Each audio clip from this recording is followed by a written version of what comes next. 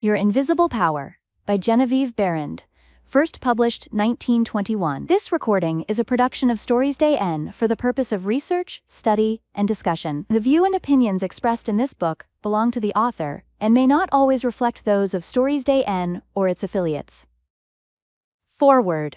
These pages have been written with purpose and hope that their suggestions may furnish you a key to open up the way to the attainment of your desires, and to explain that fear should be entirely banished from your effort to obtain possession of the things you desire.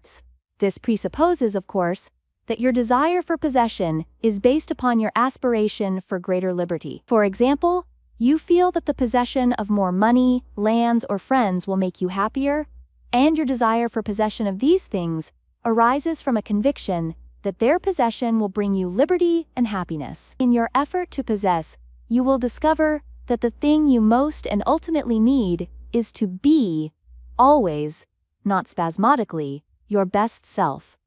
That self which understands that the mistakes of those you love are simply misunderstandings. Your feeling that greater possessions, no matter of what kind they may be, will of themselves bring you contentment or happiness is a misunderstanding. No person, place, or thing can give you happiness. They may give you cause for happiness and a feeling of contentment, but the joy of living comes from within. Therefore, it is here recommended, rather than otherwise, that you should make the effort to obtain the things which you feel will bring you joy, provided, as previously stated, that your desires are in accord with the joy of living. It is also desired, in this volume, to suggest the possibilities in store for all who make persistent effort to understand the law of visualization and make practical application of this knowledge on whatever plane he or she may be. The word effort, as here employed, is not intended to convey the idea of strain. All study and meditation should be without strain or tension.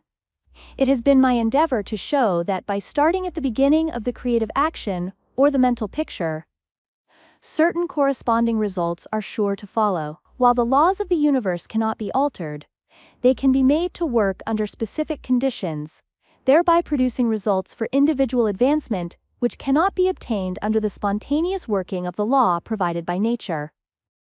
However far the suggestions I have given you of the possibilities in store for you through visualizing may carry you beyond your past experience, they nowhere break the continuity of the law of cause and effect. If through the suggestions here given anyone is brought to realize that their mind is a center through and in which all power there is in operation, simply waiting to be given direction in the one and only way through which it can take specific action, and this means reaction in concrete or physical form, then the mission to which this book is dedicated has been fulfilled. Try to remember that the picture you think, feel, and see is reflected into the universal mind, and by the natural law of reciprocal action must return to you in either spiritual or physical form. Knowledge of this law of reciprocal action between the individual and the universal mind opens to you free access to all you may wish to possess or to be. It must be steadfastly borne in mind that all this can only be true for the individual who recognizes that they derive their power to make an abiding mental picture from the all-originating universal spirit of life, God, and can be used constructively only so long as it is employed and retained in harmony with the nature of the spirit which originated it. To ensure this, there must be no inversion of the thought of the individual regarding their relationship to this universal originating spirit, which is that of a son or daughter, through which the parent mind acts and reacts. Thus conditioned, whatever you think and feel yourself to be, the creative spirit of life is bound to faithfully reproduce in a corresponding reaction. This is the great reason for picturing yourself and your affairs as you wish them to be, as existing facts, though invisible to the physical eye, and live in your picture. An honest endeavor to do this, always recognizing that your own mind is a projection of the originating spirit, will prove to you that the best there is yours in all your ways. Chapter 1. Order of Visualization. The exercise of the visualizing faculty keeps your mind in order and attracts to you the things you need to make life more enjoyable in an orderly way. If you train yourself in practice of deliberately picturing your desire and carefully examining it, you will soon find your thought and desires come and proceed in more orderly procession than ever before. Having reached a state of ordered mentality, You are no longer in a constant state of mental hurry. Hurry is fear and consequently destructive. In other words, when your understanding grasps the power to visualize your heart's desire and hold it with your will, it attracts to you all things requisite to the fulfillment of that picture by the harmonious vibrations of the law of attraction. You realize that since order is heaven's first law, and visualization places things in their natural element, then it must be a heavenly thing to visualize. Everyone visualizes, whether they know it or not.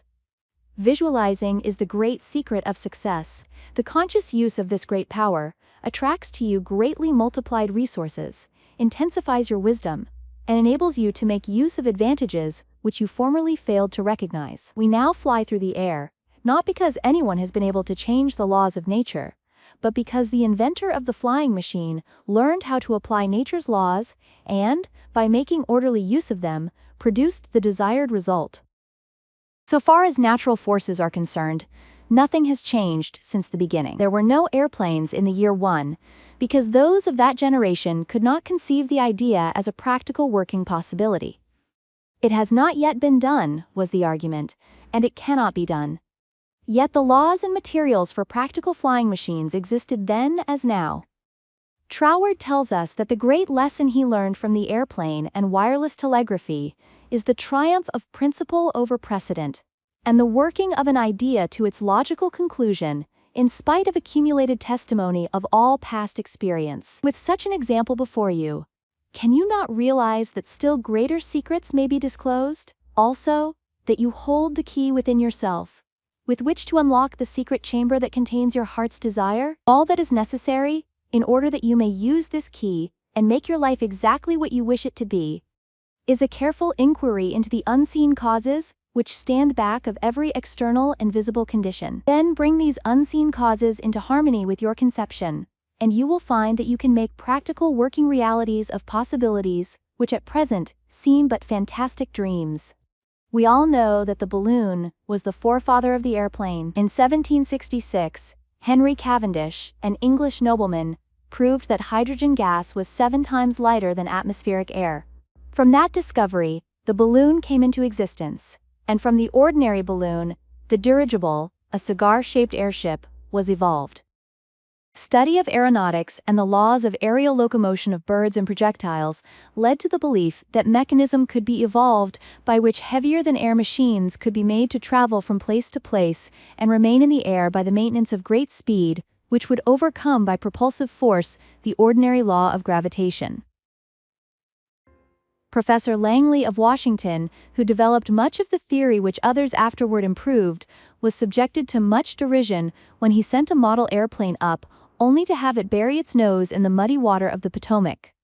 But the Wright brothers, who experimented in the latter part of the 19th century, realized the possibility of traveling through the air in a machine that had no gas bag. They saw themselves enjoying this mode of transportation with great facility. It is said that one of the brothers would tell the other, when their varied experiments did not turn out as they expected, "It's all right, brother, I can see myself riding in that machine, and it travels easily and steadily." Those Wright brothers knew what they wanted, and kept their pictures constantly before them. In visualizing or making a mental picture, you are not endeavoring to change the laws of nature, you are fulfilling them. Your object in visualizing is to bring things into regular order both mentally and physically. When you realize that this method of employing the creative power brings your desires, one after another, into practical material accomplishment, your confidence in the mysterious but unfailing law of attraction, which has its central power station in the very heart of your word/picture, becomes supreme. Nothing can shake it. You never feel that it is necessary to take anything from anybody else.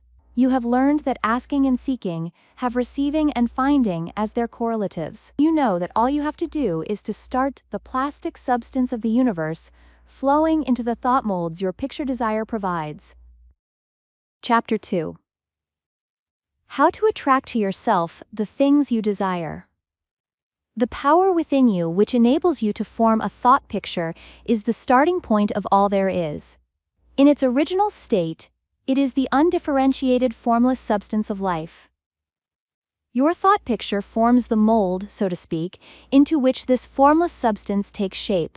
Visualizing, or mentally seeing things and conditions as you wish them to be, is the condensing, the specializing power in you that might be illustrated by the lens of a magic lantern. The magic lantern is one of the best symbols of this imaging faculty. It illustrates the working of the creative spirit on the plane of the initiative and selection, or in its concentrated specializing form, in a remarkably clear manner.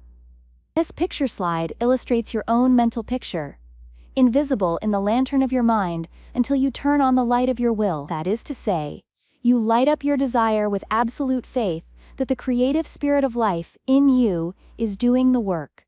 By the steady flow of light of the will on the spirit, your desired picture is projected upon the screen of the physical world, an exact reproduction of the pictured slide in your mind. Visualizing without a will sufficiently steady to inhibit every thought and feeling contrary to your picture would be as useless as a magic lantern without the light.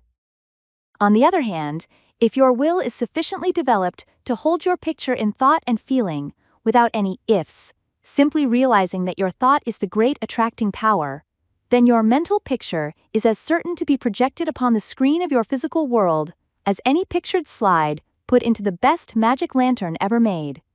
Try projecting the picture in a magic lantern with a light that is constantly shifting from one side to the other, and you will have the effect of an uncertain will. It is as necessary that you should always stand back of your picture with a strong, steady will, as it is to have a strong, steady light back of a picture slide. The joyous assurance with which you make your picture is the very powerful magnet of faith, and nothing can obliterate it. You are happier than you ever were, because you have learned to know where your source of supply is, and you rely upon its never-failing response to your given direction. When all said and done, happiness is the one thing which every human being wants, and the study of visualization enables you to get more out of life than you ever enjoyed before. Increasing possibilities keep opening out, more and more, before you. A businessman once told me that since practicing visualization and forming the habit of devoting a few minutes each day to thinking about his work as he desired it to be in a large, broad way, his business had more than doubled in 6 months. His method was to go into a room every morning before breakfast and take a mental inventory of his business as he had left it the evening before, and then enlarge upon it. He said he expanded and expanded in this way until his affairs were in remarkably successful condition. He would see himself in his office doing everything that he wanted done. His occupation required him to meet many strangers every day. In his mental picture, he saw himself meeting these people, understanding their needs, and supplying them in just the way they wished. This habit, he said, had strengthened and steadied his will in an almost inconceivable manner. Furthermore, by thus mentally seeing things as he wished them to be, he had acquired the confident feeling that a certain creative power was exercising itself, for him and through him, for the purpose of improving his little world. When you first begin to visualize seriously, you may feel, as many others do, that someone else may be forming the same picture you are, and that naturally would not suit your purpose. Do not give yourself any unnecessary concern about this. Simply try to realize that your picture is an orderly exercise of the universal creative power specifically applied. Then you may be sure that no one can work in opposition to you. The universal law of harmony prevents this. Endeavor to bear in mind that your mental picture is universal mind, exercising its inherent powers of initiative and selection specifically. God, or universal mind, made man for the special purpose of differentiating himself through him. Everything that is, came into existence in this same way, by this self-same law of self-differentiation, and for the same purpose.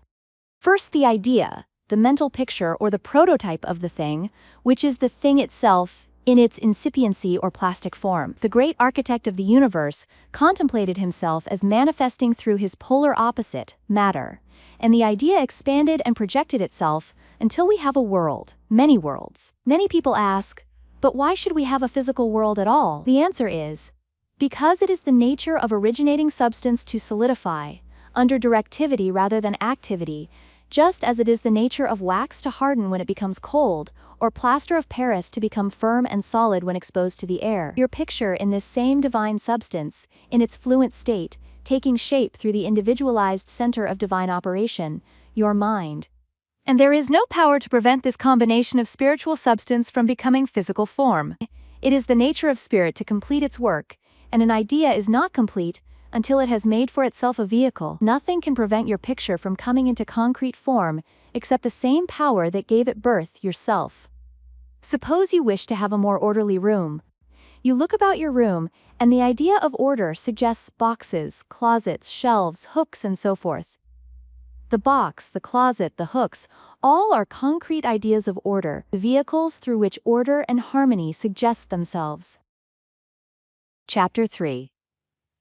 Relation between mental and physical form. Some persons feel that it is not quite proper to visualize for things. It's too material, they say.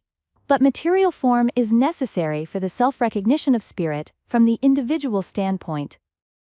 And this is the means through which the creative process is carried forward. Therefore, far from matter being an illusion and something that ought not to be, as some metaphysical teachers have taught, matter is the necessary channel for the self-differentiation of spirit.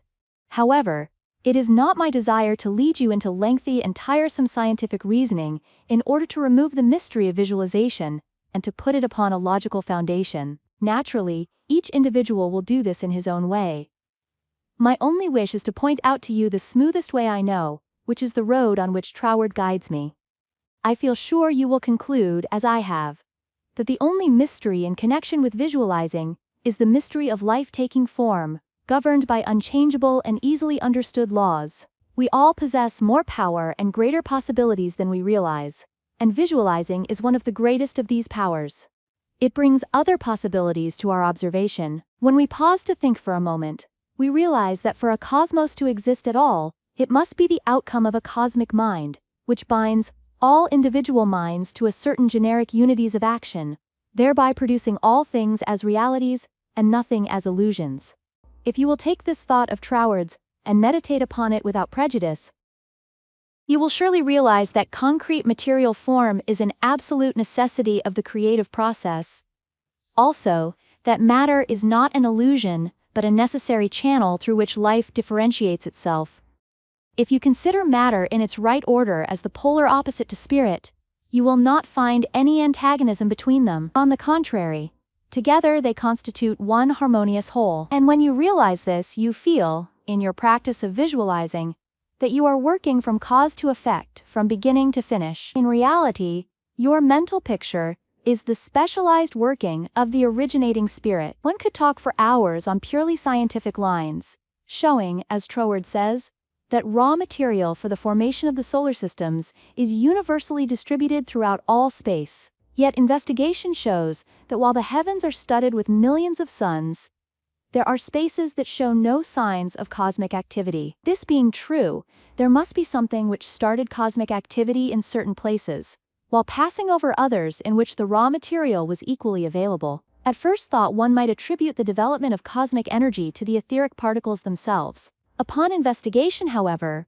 we find this to be mathematically impossible in a medium which is equally distributed throughout space, for all its particles are in equilibrium. Therefore, no one particle possesses in itself a greater power of originating motion than the other.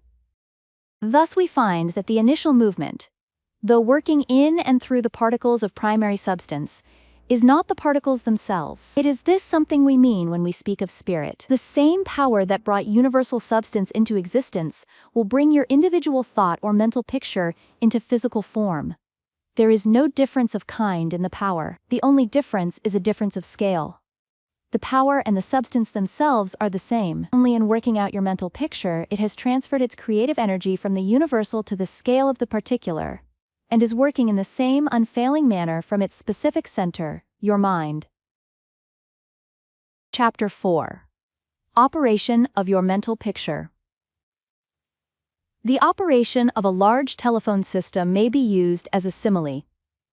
The main or head central subdivides itself into many branch centrals, every branch being in direct connection with its source, and each individual branch recognizing the source of its existence, reports all things to its central head. Therefore, when assistance of any nature is required, new supplies, difficult repairs to be done or whatnot, the branch in need goes at once to its central head. It would not think of referring its difficulties, or its successes, to the main central of a telegraph system, though they belong to the same organization. These different branch centrals know that the only remedy for any difficulty must come from the central, out of which they were projected. If we, as individual branches of the universal mind, would refer our difficulties in the same confident manner to the source from which we were projected, and use the remedies that it has provided, we would realize what Jesus meant when he said, "Ask, and ye shall receive." Our every equipment would be met. Surely the Father must supply the child. The trunk of the tree cannot fail to provide for its branches. Everything animate or inanimate is called into existence or outstandingness by a power which itself does not stand out. The power that creates the mental picture, the originating spirit substance of your pictured desire, does not stand out. It projects the substance of itself that is a solidified counterpart of itself, while it remains invisible to the physical eye. Only those will ever appreciate the value of visualizing who are able to realize Paul's meaning when he said, "The worlds were formed by the word of God. Things which are seen are not made of things which do appear." There is nothing unusual or mysterious in the idea of your pictured desire coming into material evidence. It is the working of a universal natural law. The world was projected by the self-contemplation of the universal mind, and this same action is taking place in its individualized branch, which is the mind of man. Everything in the whole world has its beginning in mind and comes into existence in exactly the same manner, from the hat on your head to the boots on your feet. All are projected thoughts, solidified. Your personal advance in evolution depends upon your right use of the power of visualizing, and your use of it depends on whether you recognize that you, yourself, are a particular center through, and in which the originating spirit is finding ever new expression for potentialities already existing within itself. This is evolution, this continual unfolding of existing, though outwardly invisible things. Your mental picture is the force of attraction that evolves and combines the originating substance into specific shape. Your picture is the combining and evolving powerhouse, so to speak, through which the originating creative spirit expressed itself. Its creative action is limitless, without beginning and without end, and always progressive and orderly. It proceeds stage by stage, each stage being a necessary preparation for the one to follow. Now let us see if we can get an idea of the different stages by which the things in the world have come to be. Troward says, "If we can get at the working principle which is producing these results, we can very quickly and easily give it personal application. First, we find that the thought of originating life or spirit about itself is its simple awareness of its own being, and this produced a primary ether, a universal substance, out of which everything in the world must grow." Troward also tells us that, though this awareness of being is a necessary foundation for any further possibilities, it is not much to talk about. It is the same with individualized spirit, which is yourself. Before you would entertain the idea of making a mental picture of your desire as being at all practical, you must have some idea of your being, of your I am. And just as soon as you are conscious of your I amness, you begin to wish to enjoy the freedom which this consciousness suggests.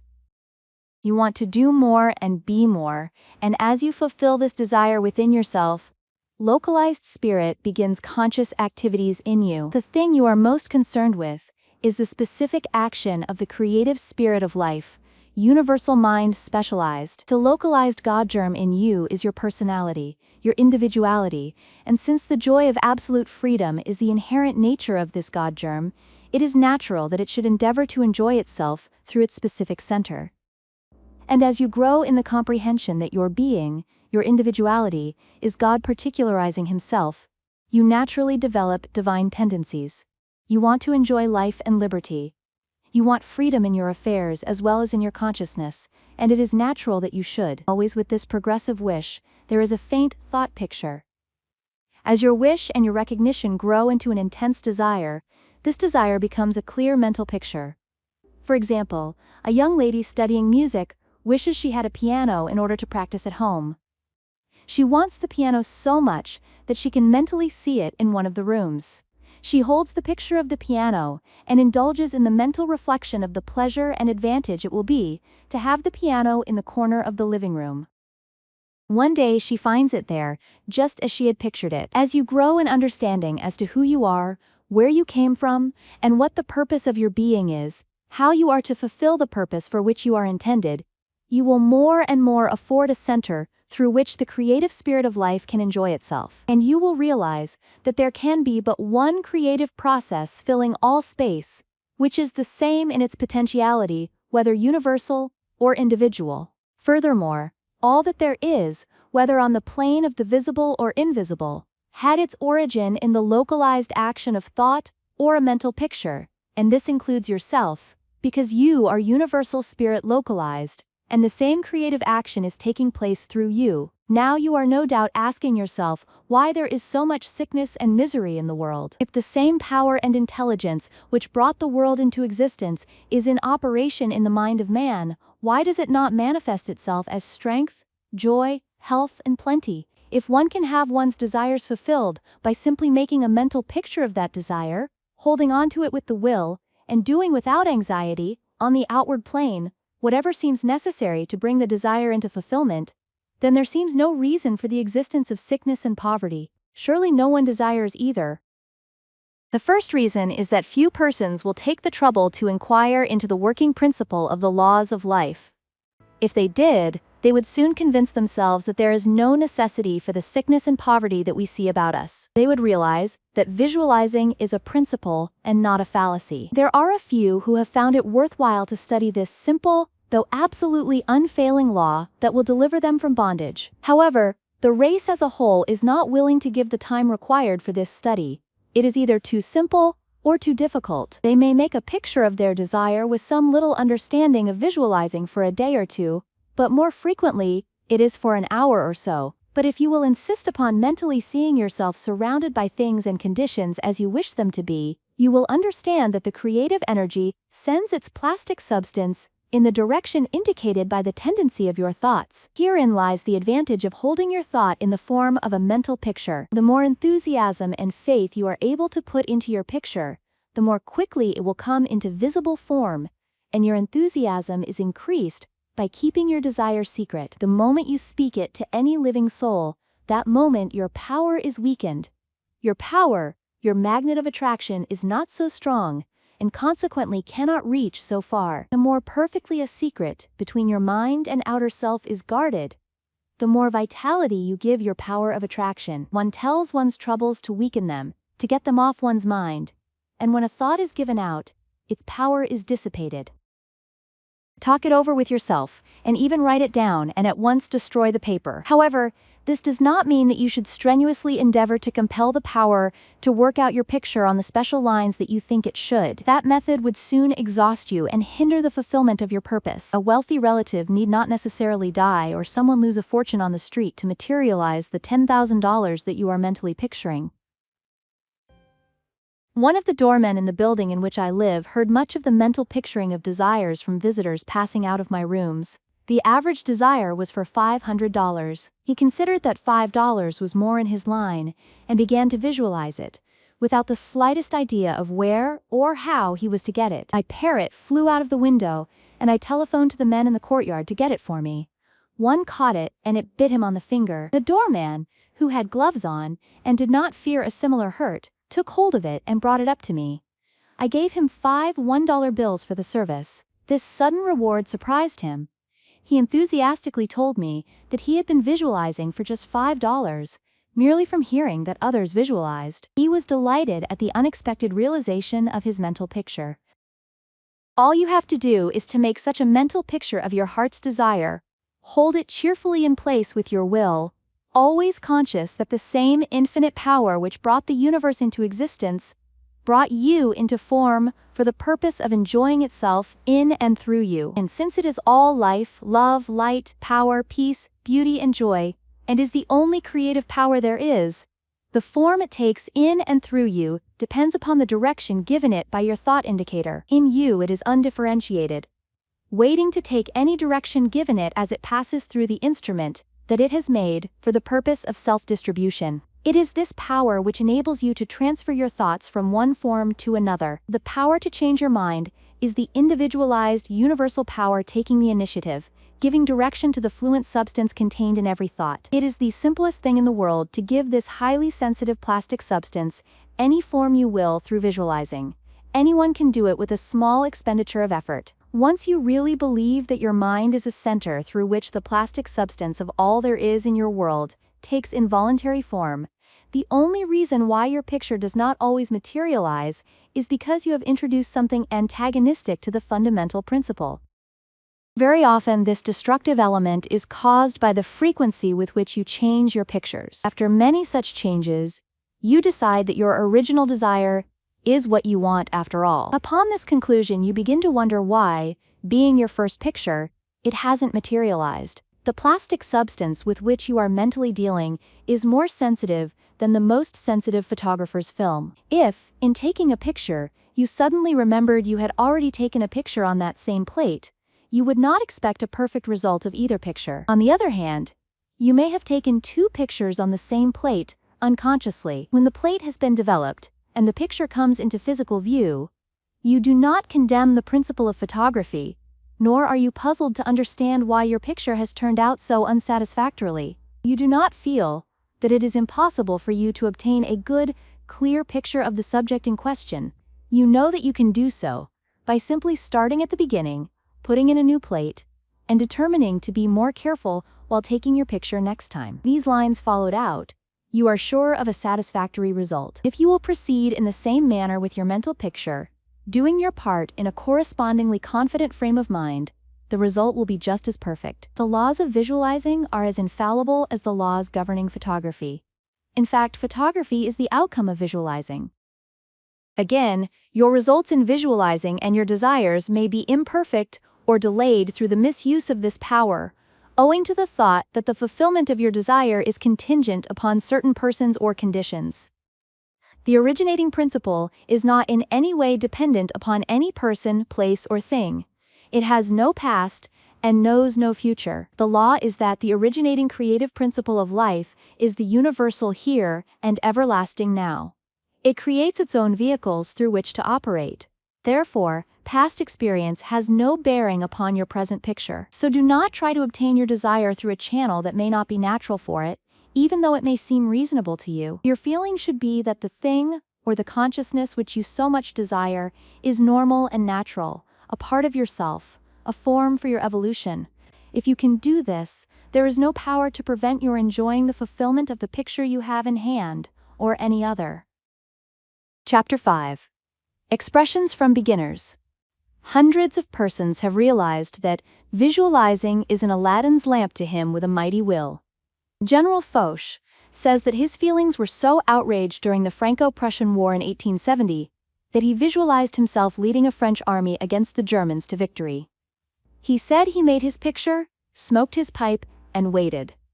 This is one result of visualizing we are all familiar with. A famous actress wrote a long article in one of the leading Sunday papers last winter, describing how she rid herself of excessive body fat and weight by seeing her figure constantly as she wished to be. A very interesting letter came to me from a doctor's wife while I was lecturing in New York. She began with the hope that I would never discontinue my lectures on visualization, making humanity realize the wonderful fact that they possess the method of liberation within themselves. Relating her own experience, she said that she had been born on the east side of New York in the poorest quarter. From earliest girlhood she had cherished a dream of marrying a physician someday.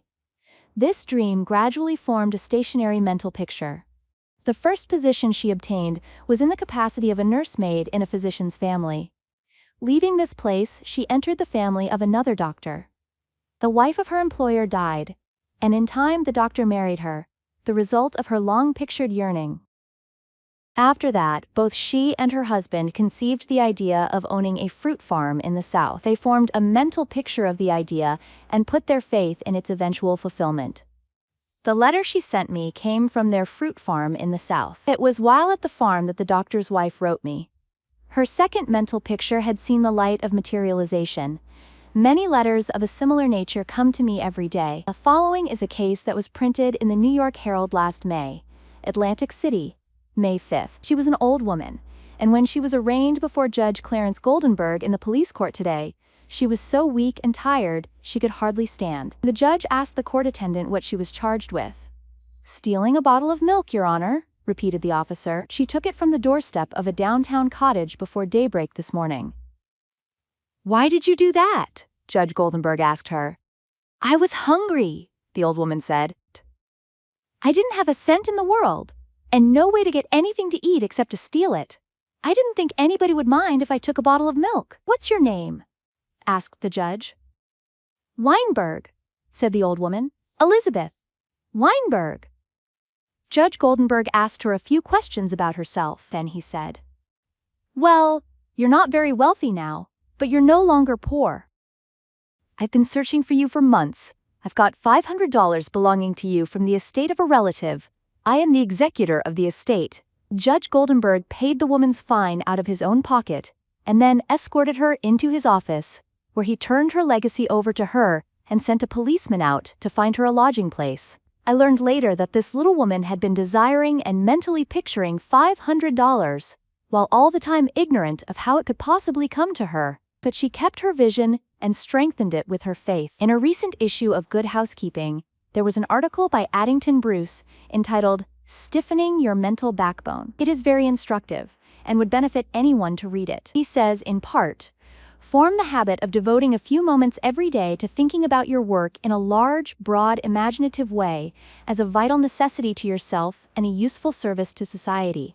Huntington, the great railway magnate, before he started building his road from coast to coast, said that he took hundreds of trips all along the line before there was a rail laid. It is said that he would sit for hours with a map of the United States before him and mentally travel from coast to coast, just as we do now, over his fulfilled mental picture. It would be possible to call your attention to hundreds of similar cases. The best method of picturing to yourself that which you may desire is both simple and enjoyable, if you once understand the principle back of it well enough to believe it. First and above everything else, be sure of what it is you really want.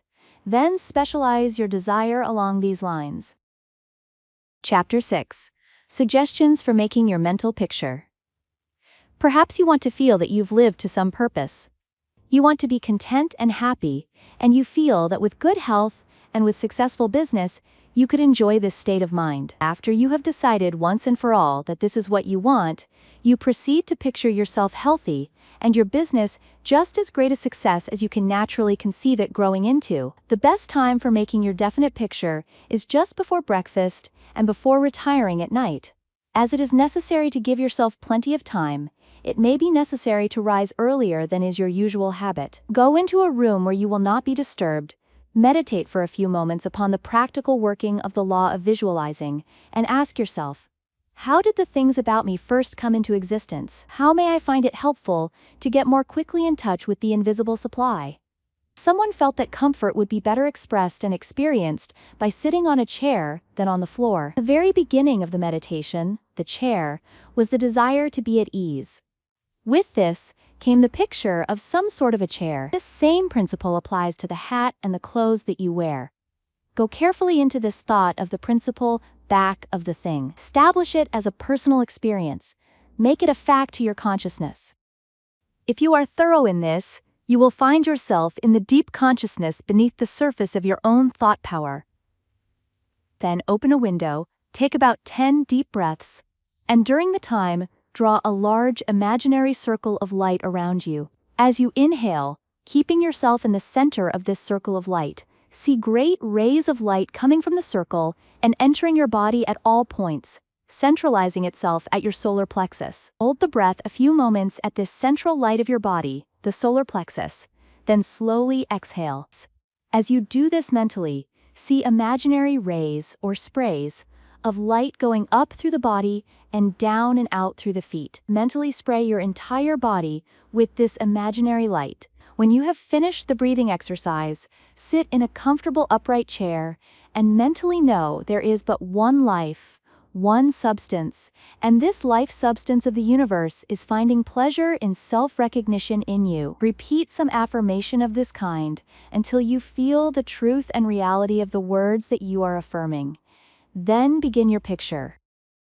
Whether your desire is for a state of consciousness or a possession, large or small, begin at the beginning. If you want a house, begin by seeing yourself in the kind of house you desire. Go all through it, taking careful note of the rooms, where the windows are situated, and such other details as help you to feel the reality of your concept. You might change some of the furniture, and look into some of the mirrors just to see how healthy, wealthy, and happy you look. Go over your picture again and again until you feel the reality of it, then write it all down just as you have seen it, with the feeling that the best there is mine. There is no limit to me, because my mind is a center of divine operation.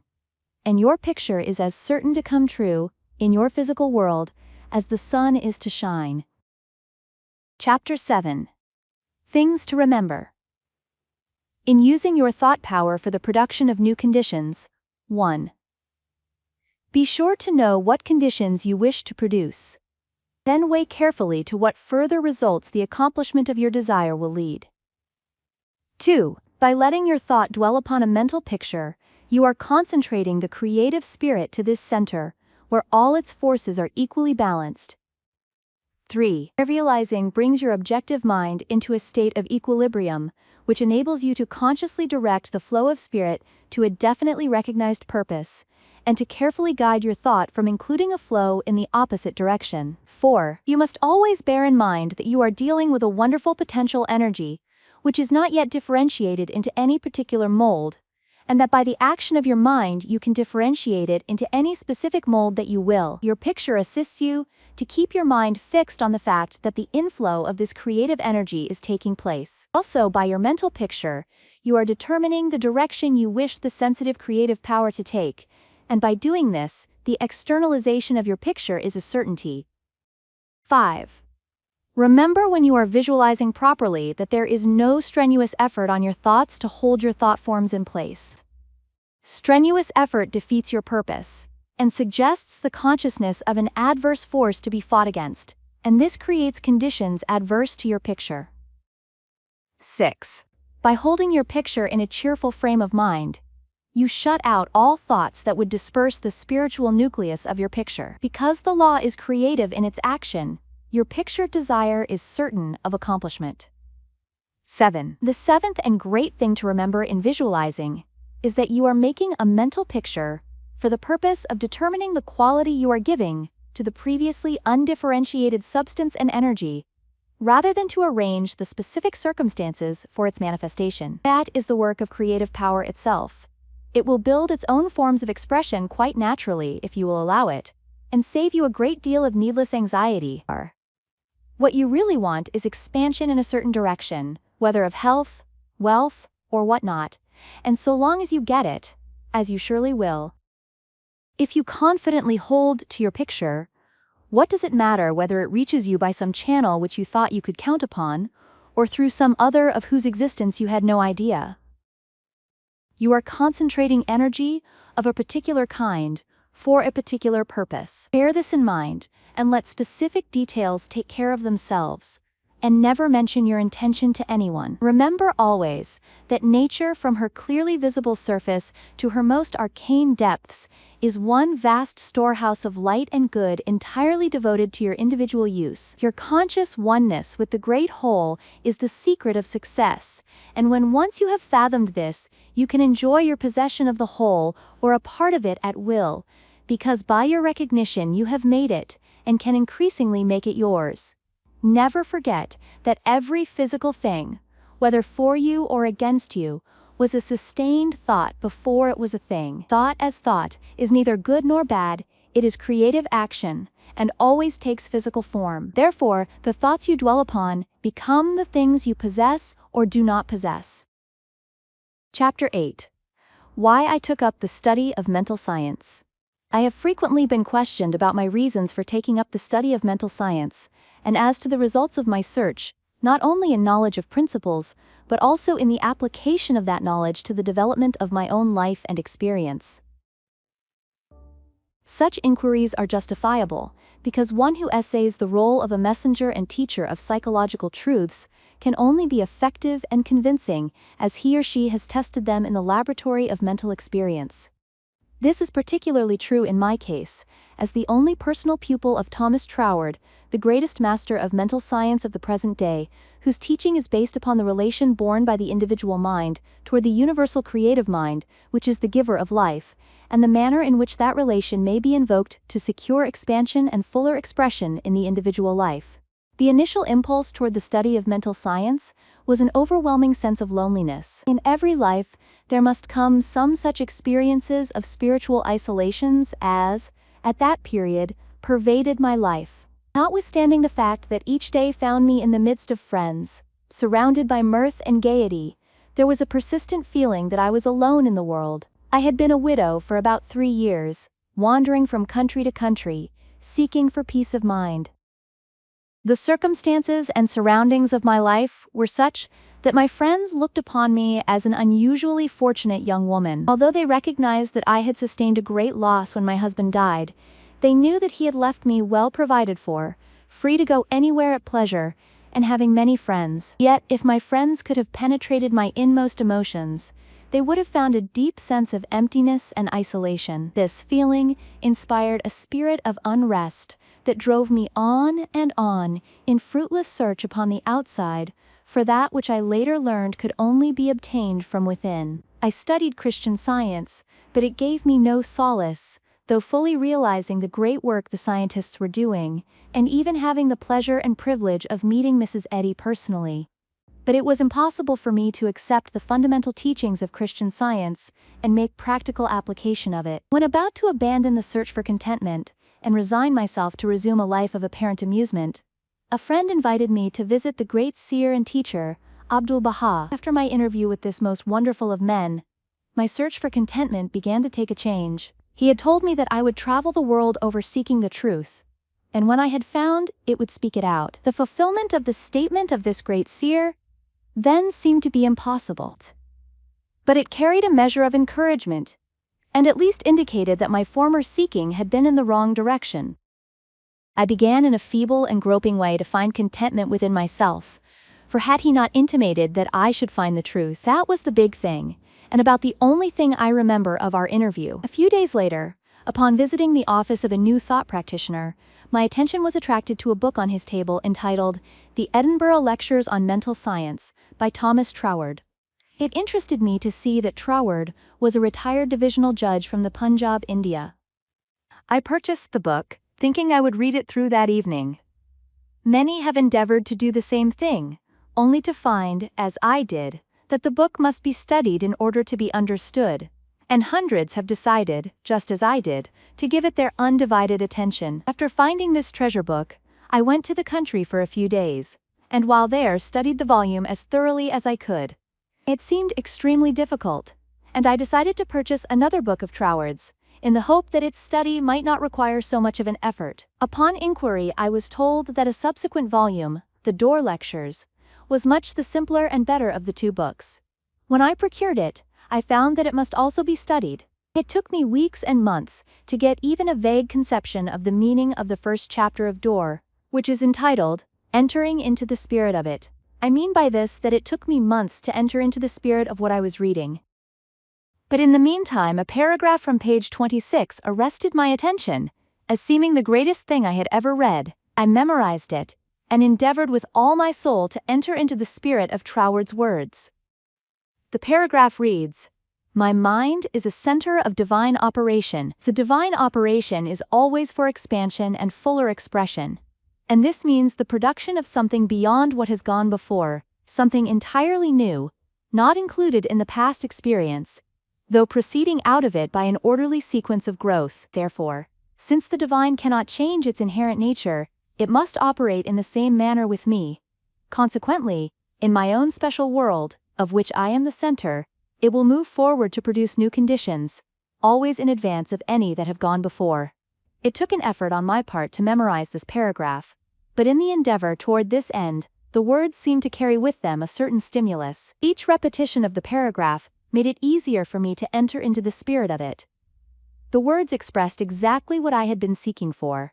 My one desire was for peace of mind. I found it comforting to believe that the divine operation in me could expand to fuller expression and produce more and more contentment. In fact, a peace of mind and a degree of contentment greater than I had ever known.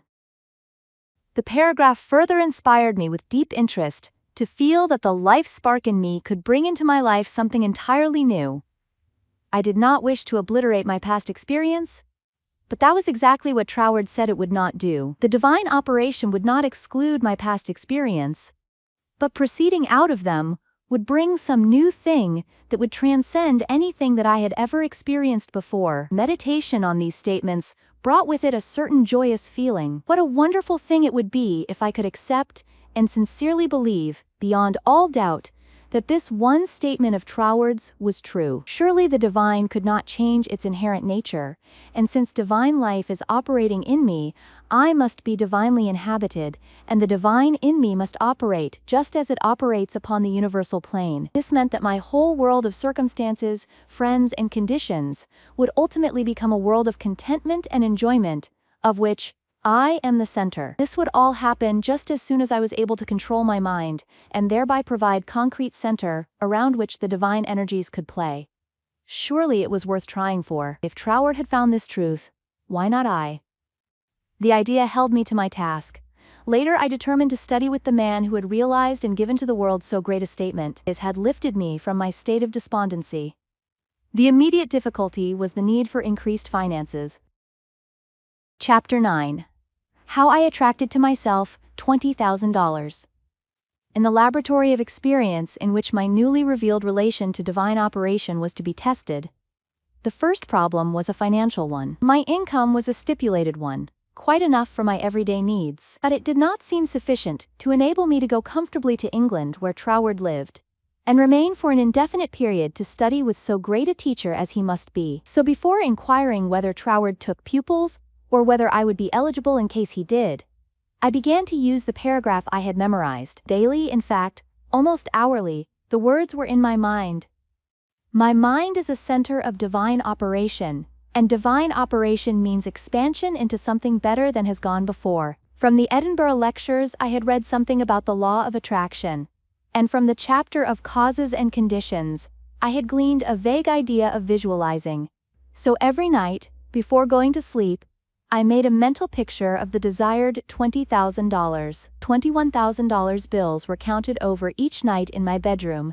And then, with the idea of more emphatically impressing my mind with the fact that this $20,000 was for the purpose of going to England and studying with Troward, I wrote out my picture, saw myself buying my steamer ticket, walking up and down the ship's deck from New York to London, and finally, saw myself accepted as Troward's pupil. This process was repeated every morning and every evening, always impressing more and more fully upon my mind. Troward's memorized statement, "My mind is a center of divine operations." I endeavored to keep this statement in the back part of my consciousness all the time, with no thought in mind as how the money might be obtained. Probably the reason why there was no thought of the avenues through which the money might reach me was because I could not possibly imagine where the $20,000 would come from.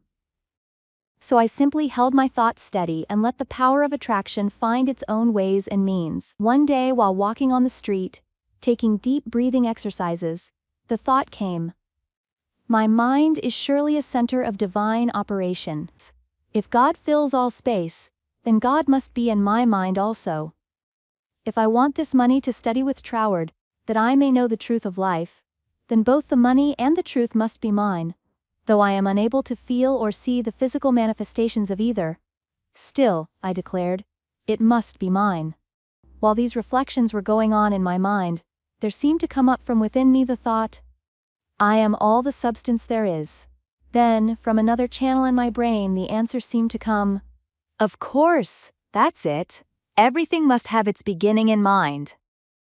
The I, the idea, must be the only one and primary substance there is, and this means money as well as everything else." My mind accepted this idea, and immediately all the tension of mind and body was relaxed. There was a feeling of absolute certainty of being in touch with all the power life has to give. All thought of money, teacher, or even my own personality vanished in the great wave of joy which swept over my entire being. I walked on, with this feeling of joy steadily increasing and expanding until everything about me seemed aglow with resplendent light. Every person I passed was illuminated as I was. All consciousness of personality had disappeared, and in its place there came that great and almost overwhelming sense of joy and contentment, That night, when I made my picture of the $20,000, it was with an entirely changed aspect.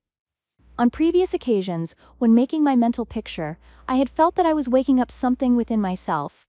This time there was no sensation of effort. I simply counted over the $20,000. Then, in a most unexpected manner, from a source of which I had no consciousness at the time, there seemed to open a possible avenue through which the money might reach me. At first it took great effort not to be excited. It all seemed so wonderful, so glorious to be in touch with supply. But had not Troward cautioned his readers to keep all excitement out of their minds in the first flush of realization of union with infinite supply, and to treat this fact as a perfectly natural result that had been reached through our demand? This was even more difficult for me than it was to hold the thought that all the substance there is, idea, am the beginning of all form, visible or invisible. Just as soon as there appeared a circumstance which indicated the direction through which the $20,000 might come, I not only made a supreme effort to regard the indicated direction calmly, as the first sprout of the seed I had sown in the absolute, but left no stone unturned to follow up that direction by fulfilling my part. By so doing, one circumstance seemed naturally to lead to another, until, step by step, my desired $20,000 was secured. To keep my mind poised and free from excitement was my greatest effort. This first concrete fruition of my study of mental science, as expounded by Troward's book, had come by a careful following of the methods he had outlined. In this connection, therefore, I can offer to the reader no better gift than to quote Troward's book, The Edinburgh Lectures, from which may be derived a complete idea of the line of action I was endeavoring to follow. In the chapter on causes and conditions, he says, "To get good results, we must properly understand our relation to the great impersonal power we are using. It is intelligent, and we are intelligent, and the two intelligences must cooperate. We must not fly in the face of the law, expecting it to do for us what it can only do through us. And we must therefore use our intelligence with the knowledge that it is acting as the instrument of a greater intelligence. And because we have this knowledge, we may and should cease from all anxiety as to the final result. In actual practice, we must first form the ideal conception of our object with the definite intention of impressing it upon the universal mind. It is this thought that takes such thought out of the region of mere casual fancies, and then affirm that our knowledge of the law is sufficient reason for a calm expectation of a corresponding result, and that therefore all necessary conditions will come to us in due order. For schools, we can then turn to the affairs of our daily life with the calm assurance that the initial conditions are either there already or will soon come into view. If we do not at once see them, let us rest content with the knowledge that the spiritual prototype is already in existence, and wait till some circumstance pointing in the desired direction begins to show itself. It may be a very small circumstance, but it is the direction and not the magnitude that is to be taken into consideration. As soon as we see it, we should regard it as the first sprouting of the seed sown in the absolute, and do calmly and without excitement whatever the circumstances seem to require, and then later on we shall see that this doing will in turn lead to a further circumstance in the same direction, until we find ourselves conducted, step by step, to the accomplishment of our object. In this way, the understanding of the great principle of the law of supply will, by repeated experiences, deliver us more and more completely out of the region of anxious thought and toilsome labor, and bring us into a new world where the useful employment of all our powers, whether mental or physical, will only be an unfolding of our individuality upon the lines of its own nature, and therefore a perpetual source of health and happiness. A sufficient inducement surely to the careful study of the laws governing the relation between the individual and the universal mind. To my mind, then as now, this quotation outlines the core and center of the method and manner of approach necessary for coming in touch with infinite supply. At least it, together with the previously quoted statement, "My mind is a center of divine operation," etc., constituted the only apparent means of attracting to myself the $20,000. My constant endeavor to get into the spirit of these statements, and to attract to myself this needed sum, was about 6 weeks, at the end of which time I had in my bank the required $20,000. This could be made into a long story, giving all the details, but the facts, as already narrated, will give you a definite idea of the magnetic condition of my mind while the $20,000 was finding its way to me. Chapter 10. How I became the only personal pupil of the greatest mental scientist of the present day. As soon as the idea of studying with Troward came to me, I asked a friend to write to him for me, feeling that perhaps my friend could put my desire in better or more persuasive terms than I could employ. To all the letters written by this friend, I received not one reply. This was so discouraging that I would have completely abandoned the idea of becoming Troward's pupil, except for the experience I had that day on the street when my whole world was illuminated, and I remembered the promise, "All things whatsoever thou wilt, believe thou hast received, and thou shalt receive." With this experience in my mind, my passage to England was arranged, notwithstanding the fact that apparently my letters were ignored. We wrote again, however, and finally received a reply, very courteous though very positive. Troward did not take pupils. He had no time to devote to a pupil. Notwithstanding this definite decision, I declined to be discouraged because of the memory of my experience upon the day when the light and the thought came to me, "I am all the substance there is." I seemed to be able to live that experience over at will, and with it there always came a flood of courage and renewed energy. We journeyed on to London, and from there telegraphed Troward, asking for an interview. The telegram was promptly answered by Troward setting a date when he could see us.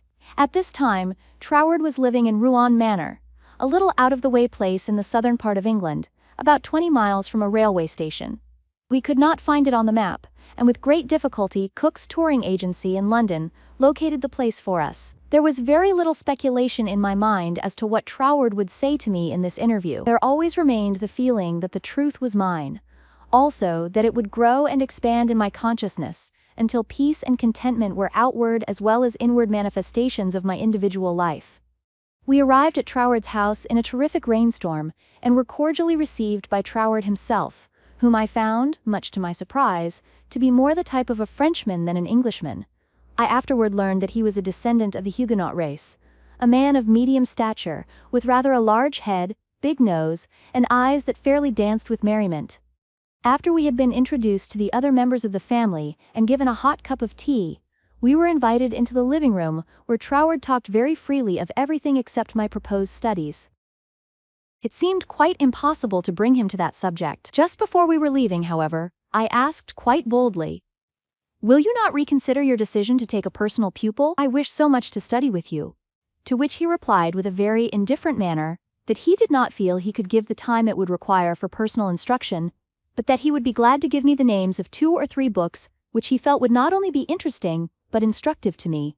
He said he felt much flattered and pleased that I had come all the way from America to study with him, and as we walked out through the lane from his house to our automobile, his manner became less indifferent, a feeling of sympathy seemed to touch his heart, and he turned to me with the remark, "You might write to me, if so inclined, after you get to Paris, and perhaps, if I have time in the autumn, we could arrange something, though it does not seem possible now." I lost no time in following up his very kind invitation to write.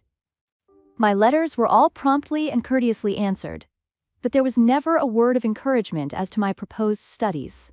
Finally, about 2 months later, there came a letter with the question in it, "What do you suppose is the meaning of this verse in the 21st chapter of Revelation?" 16. "And the city lieth foursquare, and the length is as large as the breadth. And he measured the city with the reed, 12,000 furlongs.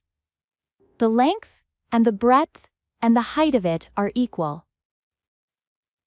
Instinctively, I knew that my chance to study with Troward hung upon my giving the correct answer to that question. The definition of the verse seemed utterly beyond my reach. Naturally, answers came to my mind, but I knew intuitively that none was correct. I began bombarding my scholarly friends and acquaintances with the same question. Lawyers, doctors, priests, nuns, and clergymen, all over the world, received letters from me with this question in them. Later answers began to return to me, but intuition told me that none was correct. All the while I was endeavoring to find the answer for myself, but none seemed to come. I memorized the verse in order that I might meditate upon it. I began a search of Paris for the books Troward had recommended to me, and after 2 or 3 days' search, we crossed the river Seine to the Ile de Cite to go into some of the old bookstores there. They were out of print, and these were the best places to find them in. Finally, we came upon a little shop that had the books there. These were the last copies the man had, consequently the price was high. While remonstrating with the clerk, my eye rested upon the work of an astrologer, which I laughingly picked up and asked, "Do you think Professor would read my horoscope?" The clerk looked aghast at the suggestion and responded, "Why no, madame. This is one of France's greatest astrologers. He does not read horoscopes." In spite of this answer, there was a persistent impulse within me to go to the man. The friend who had accompanied me in my search for the books remonstrated with me and tried in every way to dissuade me from going to the famous astrologer. But I insisted, and she went with me. When we came to his office, I found it somewhat embarrassing to ask him to read my horoscope.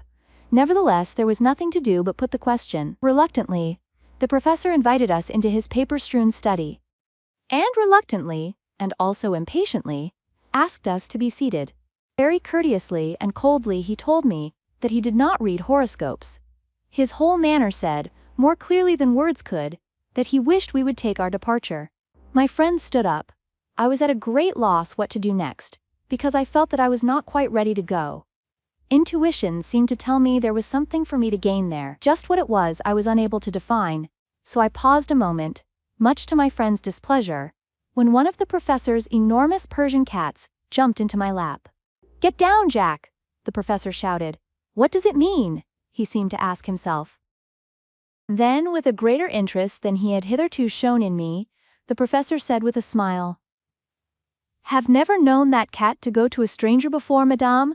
My cat pleads for you. I, also, now feel an interest in your horoscope, and if you will give me the data, it will give me pleasure to write it out for you." There was a great feeling of happiness in me when he made this statement. He concluded by saying, "I do not feel that you really care for your horoscope." The truth of this statement shocked me, because I did not care about a horoscope, and could not give any reason why I was letting him do it. "However," he said, "may I call for your data next Sunday afternoon?" On Sunday afternoon at the appointed time, the professor arrived, and I was handing him the slip of paper with all the data of my birth, etc., when the idea came to me to ask the professor for the answer to the question about the 16th verse of the 21st chapter of Revelations. The thought was instantly carried into effect, and I found myself asking this man what he thought this verse meant. Without pausing to think it over, he immediately replied, "It means, the city signifies the truth, and the truth is non-invertible. Every side from which you approach it is exactly the same." Intuitively and undoubtingly I recognized this answer as the true one, and my joy knew no bounds, because I felt sure that with this correct answer in my possession, Troward would accept me as his pupil in the fall. As the great astrologer was leaving, I explained to him all about my desire to study with Troward, how I had come from New York City for that express purpose, seemingly to no avail, until the answer to this test question had been given to me by him. He was greatly interested, and asked many questions about Troward, and when asked if he would please send me his bill, he smilingly replied, "Let me know if the great Troward accepts you as his pupil," and bade me good afternoon. I hastened to my room to send a telegram to Troward, giving my answer to the question about the 16th verse of the 21st chapter of Revelation. There was an immediate response from Troward that said, "Your answer is correct, and beginning a course of lectures on the Great Pyramid in London. If you wish to attend them, we'll be pleased to have you, and afterward, if you still wish to study with me, I think it can be arranged." On receipt of this reply, preparations were at once made to leave Paris for London.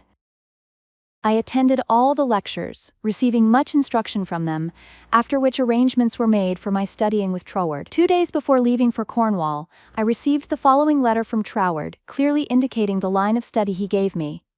31, Stanwick Road, W. Kensington, England, November 8, 1912. Dear Mrs. Behrend, I think I had better write you a few lines with regard to your proposed studies with me, as I should be sorry for you to be under any misapprehension, and so to suffer any disappointment. I have studied the subject now for several years, and have a general acquaintance with the leading features of most of the systems which, unfortunately, occupy attention in many circles at the present time, such as Theosophy, the Tarot, the Kabbalah, and the like, and I have no hesitation in saying that, to the best of my judgment, all sorts and descriptions of so-called occult study are in direct opposition to the real life-giving truth, and therefore you must not expect any teaching on such lines as these. We hear a great deal these days about initiation, but believe me, the more you try to become a so-called initiate, the further you will put yourself from living life. I speak after many years of careful study and consideration when I say that the Bible and its revelation of Christ is the one thing really worth studying, and that is a subject large enough in all conscience, embracing as it does our outward life and of everyday concerns, and also the inner springs of our life and all that we can in general terms conceive of the life in the unseen after putting off the body at death. You have expressed a very great degree of confidence in my teaching, and if your confidence is such that you wish, as you say, to put yourself entirely under my guidance, I can only accept it as a very serious responsibility, and should have to ask you to exhibit that confidence by refusing to look into such so-called mysteries as I would forbid you to look into. I am speaking from experience, but the result will be that much of my teaching will appear to be very simple, perhaps to some extent dogmatic, and you will say you have heard much of it before: faith in God, prayer and worship, approach to the Father through Christ. All this is in a certain sense familiar to you, and all I can hope to do is perhaps to throw a little more light on these subjects, that they may become to you, not merely traditional words, but present living facts.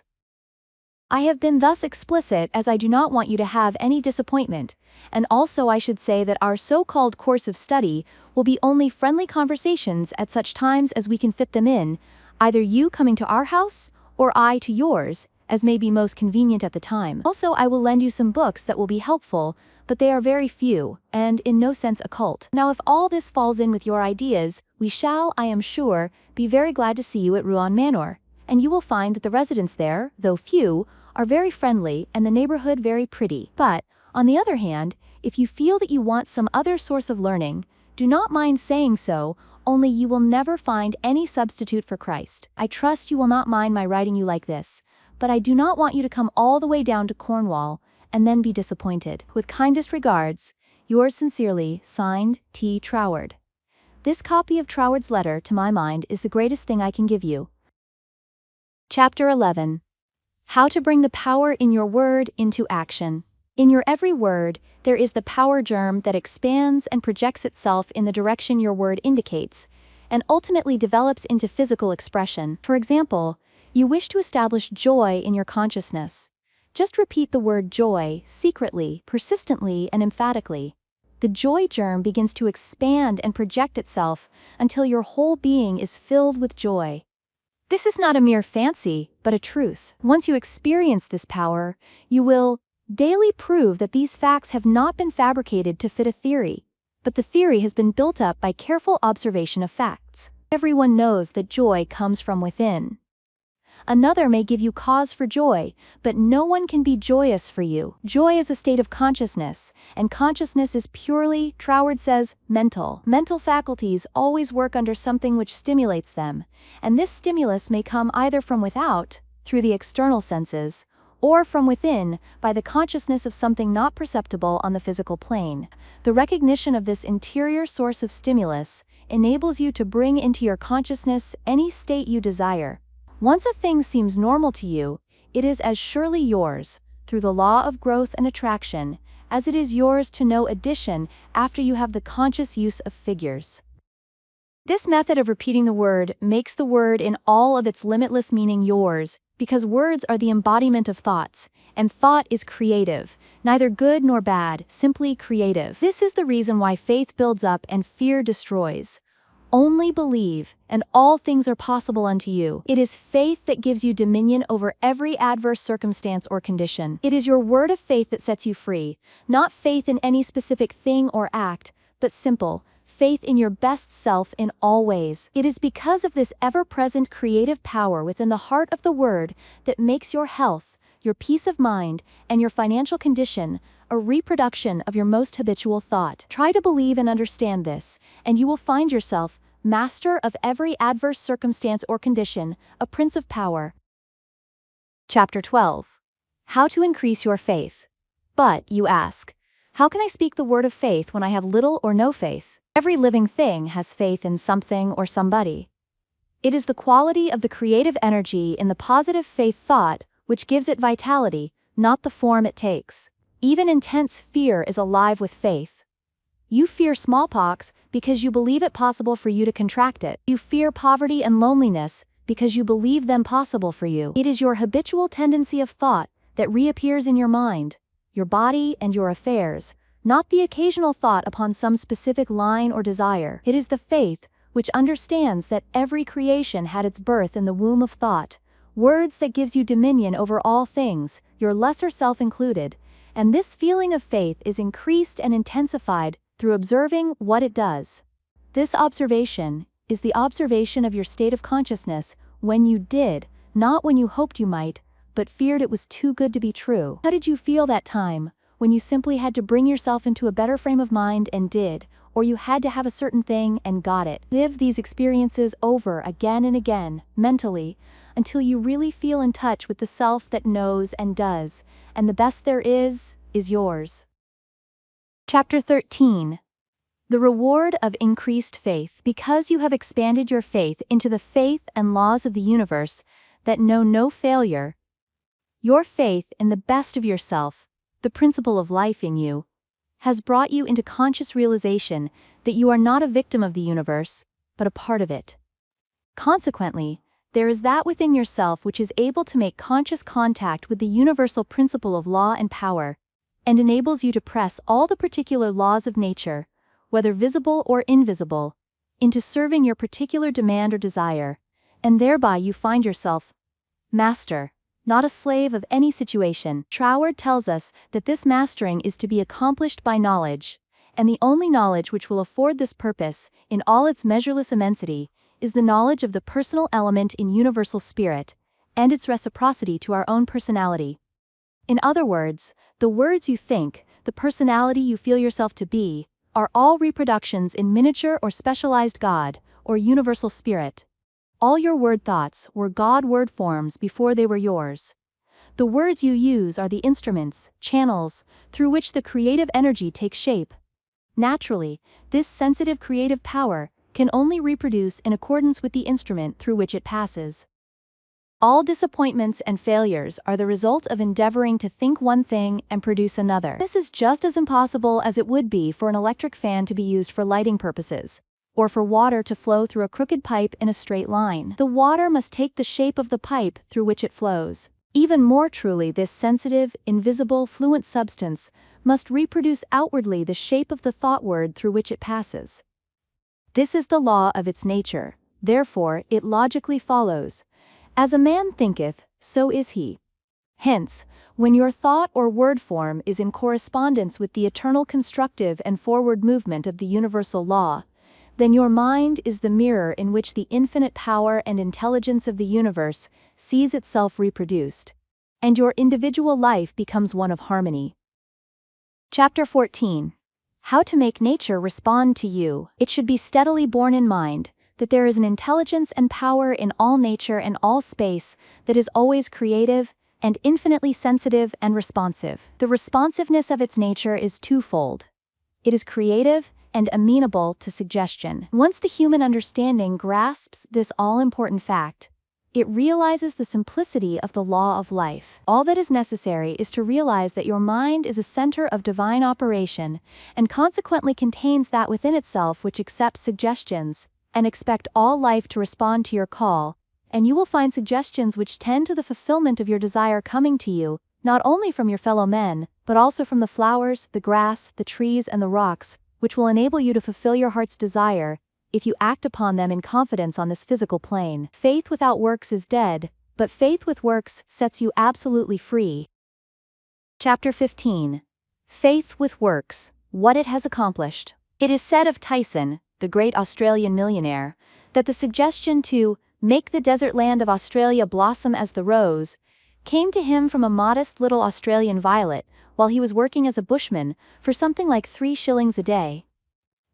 He used to find these friendly little violets growing in certain places in the woods, and something in the flower touched something akin to itself in the mind of Tyson, and he would sit on the side of his bunk at night and wonder how flowers and vegetable life could be given an opportunity to express itself in the desert land of Australia. No doubt he realized that it would take a long time to save enough money to put irrigating ditches in the desert lands, but his thought and feeling were sure it could be accomplished, and if it could be done, he could do it. If there was a power within himself that was able to capture the idea, then there must be a responsive power within the idea itself that could bring itself into a practical physical manifestation. He resolutely put aside all questions as to the specific ways and means which would be employed in bringing his desire into physical manifestation, and simply kept his thoughts centered upon the idea of making fences and seeing flowers and grass where none existed. Since the responsiveness of reproductive creative power is not limited to any local condition of mind, his habitual meditation and mental picture set his ideas free to roam in an infinitude and attract to themselves other ideas of a kindred nature. Therefore, it was not necessary for Tyson to wait and see his ideas and desires fulfilled until he had saved from his 3 shillings a day enough money to irrigate the land, for his ideas found other ideas in the financial world which were attuned in sympathy with themselves, and doors of finance were quickly opened. All charitable institutions are maintained upon the principle of the responsiveness of life. If this were not true, no one would care to give, simply because another needed. The law of demand and supply, cause and effect, can never be broken. Ideas attract to themselves kindred ideas.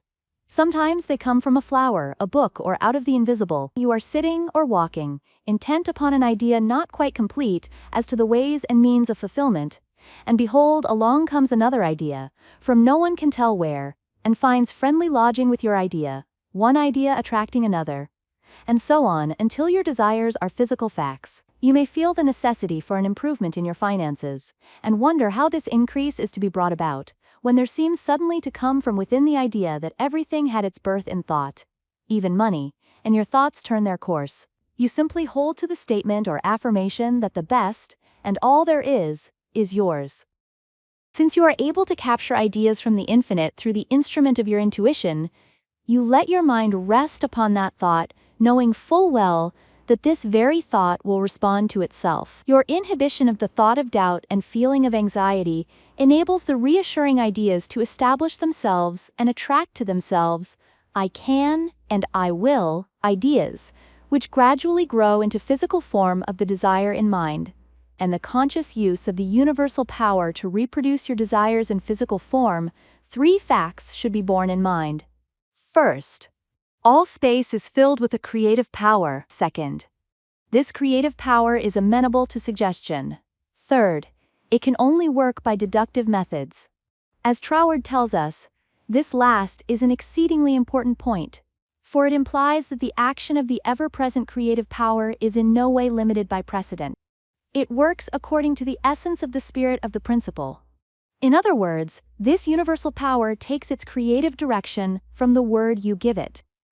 Once man realizes this great truth, it becomes the most important of all his consideration with what character this sensitive reproductive power is invested. It is the unvarying law of this creative life principle that, as a man thinketh in his heart, so is he. If you realize the truth, that the only creative power can be to you only what you feel and think it to be, it is willing and able to meet your demands. Troward says, if you think your thought is powerful, then your thought is powerful. As a man thinketh in his heart, so is he, is the law of life. And the creative power can no more change this law than an ordinary mirror can reflect back to you a different image than the object you hold before it. As you think, so are you, does not mean as you tell people you think, or as you would wish the world to believe you think. It means your innermost thoughts, that place where no one but you knows. None can know the Father save the Son, and no one can know the Son but the Father. Only the reproductive creative spirit of life knows what you think, until your thoughts become physical facts, and manifest themselves in your body, your brain, or your affairs. Then everyone with whom you come into contact may know, because the Father, the intelligent creative energy which heareth in secret, hears your most secret thoughts, rewards you openly, reproduces your thoughts in physical form. As you think you know, that is what you become, should be kept in the background of your mind constantly. This is watching and praying without ceasing, and when you are not feeling quite up to par, to physically pray. Chapter 16. Suggestions as to how to pray or ask, believing you have already received scientific thinking. Positive thought suggestions for practical application. Try, through careful, positive, enthusiastic, though not strenuous thought, to realize that the indescribable, invisible substance of life fills all space, that its nature is intelligent, plastic, subjective substance. 5 o'clock in the morning is the best time to go into this sort of meditation. If you will retire early every night for 1 month, before falling asleep, impress firmly upon your subjective mind the affirmation, "My Father is the ruler of all the world, and is expressing his directing power through me." You will find that the substance of life takes form in the molds of your thoughts. Do not accept the above suggestion simply because it is given to you. Think it over carefully until the impression is made upon your own subconscious mind understandingly. Rise every morning, as was suggested before, at 5 o'clock, sit in a quiet room in a straight-backed chair, and think out the affirmation of the previous evening, and you will realize and be able to put into practice your princely power, with the realization, to some extent at least, that your mind really is a center through which all the creative energy and power there is taking form. Scientific prayer. The principle underlying scientific prayer. In prayer for a change in condition, physical, mental, or financial for yourself or another, bear in mind that the fundamental necessity for the answer to prayer is the understanding of the scientific statement, "Ask, believing you have already received and you shall receive." This is not as difficult as it appears on the surface, once you realize that everything has its origin in the mind, and that which you seek outwardly, you already possess. No one can think a thought in the future. Your thought of a thing constitutes its origin. Therefore, the thought form of the thing is already yours as soon as you think it. Your steady recognition of this thought possession causes the thought to concentrate, to condense, to project itself, and to assume physical form. To get rich through creation. The recognition or conception of new forces of wealth is the loftiest aspiration you can take into your heart, for it assumes and implies the furtherance of all noble aims. Items to be remembered about prayer for yourself or another. Remember that that which you call treatment or prayer is not, in any sense, hypnotism. It should never be your endeavor to take possession of the mind of another. Remember that it should never be your intention to make yourself believe that which you know to be untrue. You are simply thinking into God or first cause with the understanding that, if a thing is true at all, there is a way in which it is true throughout the universe. Remember that the power of thought works by absolutely scientific principles. These principles are expressed in the language of the statement, "As a man thinketh in his heart, so is he." This statement contains a world of wisdom, but man's steady recognition and careful application of the statement itself is required to bring it into practical use. Remember that the principles involved in being as we think in our heart are elucidated and revealed by the law. As you sow, you shall reap. Remember that your freedom to choose just what you will think, just what thought possession you will affirm and claim, constitutes God's gift to you. It shows how First Cause has endowed every man with the power and ability to bring into his personal environment whatever he chooses. Cause and effect in reference to getting. If you plant an acorn, you get an oak. If you sow a grain of corn, you reap a stalk and many kernels of corn. You always get the manifestation of that which you consciously or unconsciously affirm and claim, habitually declare and expect, or in other words, as you sow. Therefore, sow the seeds of I am, I ought. I can. I will realize that because you are, you ought. That because you ought, you can. That because you can, you do. The manifestation of this truth, even in a small degree, gives you the indisputable understanding that dominion is your charter right. You are an heir of First Cause, endowed with all the power he has. God has given you everything. All is yours, and you know that all you have to do is to reach out your mental hand and take it. This formula may serve as a pattern to shape your own prayer or affirmation into God for the benefit of another or yourself. If for another, you speak the Christian name of the person you wish to help, then dismiss their personality entirely from your consciousness. Intensify your thought by meditating upon the fact that there is that in you which finds the way, which is the truth and is the life. You are affirming this fact, believing that since you are thinking this, it is already yours. Having lifted up your feeling to the central idea of this meditation, you examine your own consciousness to see if there is aught which is unlike God. If there is any feeling of fear, worry, malice, envy, hatred, or jealousy, turn back in your meditation to cleanse your thought through the affirmation that God's love and purity fill all space, including your heart and soul. Reconcile your thought with the love of God, always remembering that you are made in the image and likeness of love. Keep this cleansing thought in mind until you feel that you have freed your consciousness entirely of all thoughts and feelings other than love and unity with all humanity. Then, if denials do not disturb you, deny all that is unlike your desired manifestation. This accomplished, you almost overlay your denial with the affirmative thought that you are made in the image and likeness of God, and that you already have your desire fulfilled in its original, spiritual, or thought form. Closing of prayer. Prayer as a method of thought is a deliberate use of the law which gives you the power of dominion over everything which tends in any way to hamper your perfect liberty. You have been given life that you may enjoy it more and more fully. The steady recognition of this truth makes you declare yourself a prince of power. You recognize, accept, and use this power as a child of a king, and hence dominion is your birthright. Then, when you feel the light of this great truth flooding your consciousness, open the floodgates of your soul in heartfelt praise that you have the understanding that the Creator and His creation are one. Also that the Creator is continually creating through His creation. Close your treatment in the happy assurance that the prayer which is fulfilled is not a form of supplication, but a steady habitual affirming that the Creator of all creation is operating specifically through you, therefore the work must be perfectly done. Your mind is a center of divine operation. Hints for application and practice. For every 5 minutes given to reading and study of the theories of mental science, spend 15 minutes in the use and application of the knowledge acquired. 1. Spend 1 minute in every 24 hours in conscientiously thinking over the specification that must be observed in order to have your prayers answered.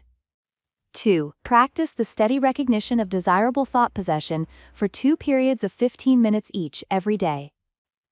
Not only time yourself each period to see how long you can keep a given conception before your mental vision, but also keep a written record of the vividness with which you experience your mental image. Remember that your mental senses are just as varied and trainable as your physical ones.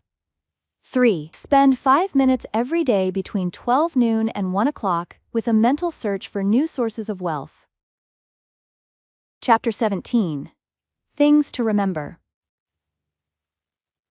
Remember that the greatest mental scientist the world has ever known, Jesus Christ, the man, said, "All things are possible unto you. Also the things I do you can do." Did he tell the truth?